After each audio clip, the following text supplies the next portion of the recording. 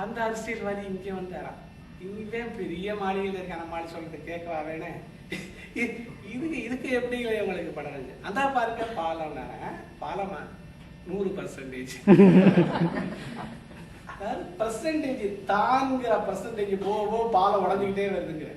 பாலமே இல்லாம உறவு பாலமே நம்ம எப்படி நம்மளை முன்னிறுத்தணும்ன்ற போது அது அந்த உறவு பாலமே உடஞ்சி போகுது.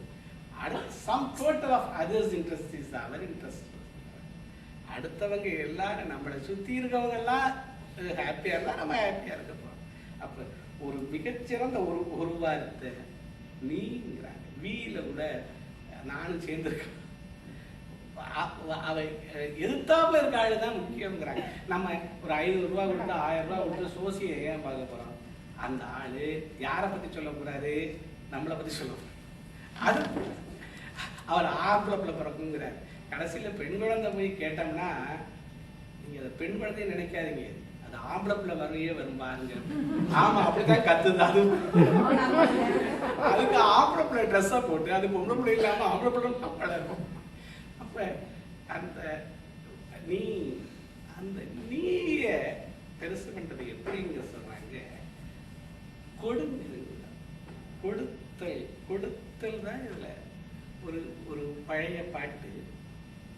வானரங்கள் கறி கொடுத்து பந்தியோடு கொஞ்சோம்னா கூட கொடுறான்னு சொல்லி அந்த பாட்டு சொல்லு.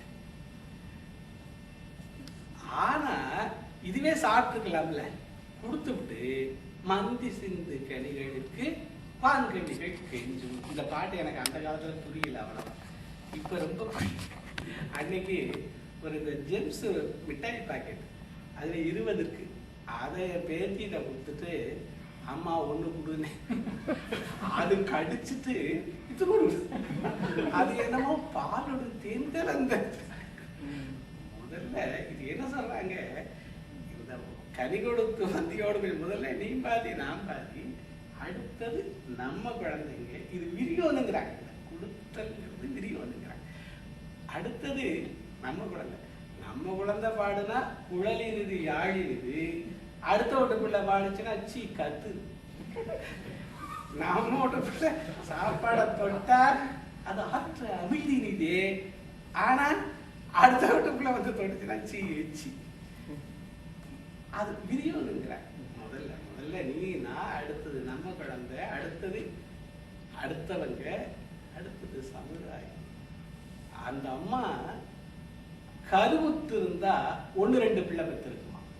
அது கருணை